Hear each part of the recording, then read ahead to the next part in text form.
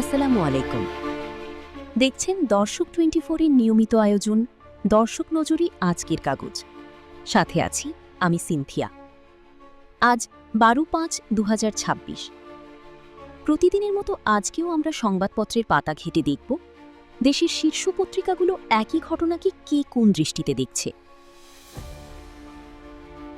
আজকের প্রধান আলোচনায় থাকছে হামির ভয়াবহ প্রাদুর্ভাব, অর্থনীতি ও মেগা প্রকল্পের বিশৃঙ্খলা এবং আইন শৃঙ্খলা নিয়ে প্রধানমন্ত্রীর কড়া বার্তা।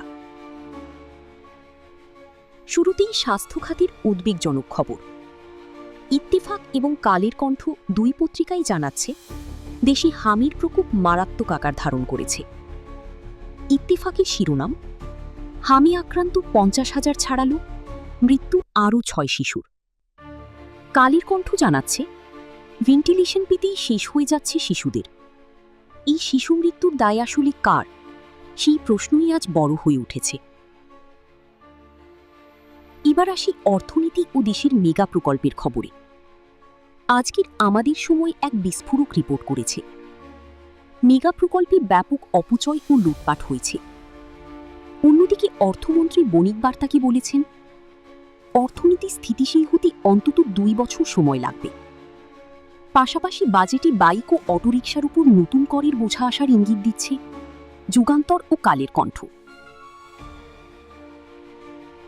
আইন শৃঙ্খলা ও প্রশাসন নিয়ে প্রধানমন্ত্রীর কড়া বার্তা আজ সব পত্রিকার পাতায়। ইত্তেফাক ও কালের কণ্ঠ জানাচ্ছে প্রধানমন্ত্রী তারেক রহমান পুলিশ কর্মকর্তাদের স্পষ্ট নির্দেশ দিয়েছেন, অপরাধীকে অপরাধী হিসেবেই দেখতে হবে, কোনো রাজনৈতিক পরিচয় বিবেচনায় নেওয়া হবে না।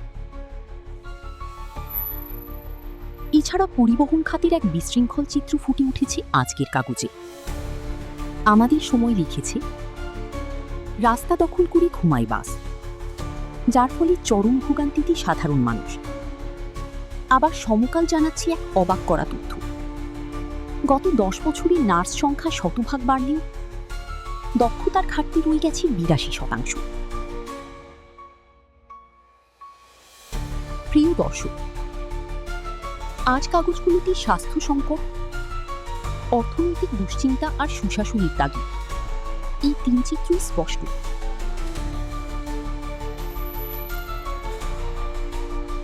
আজকের মতো দর্শক নজরে আজকের কাগজ এখানেই শেষ করছি।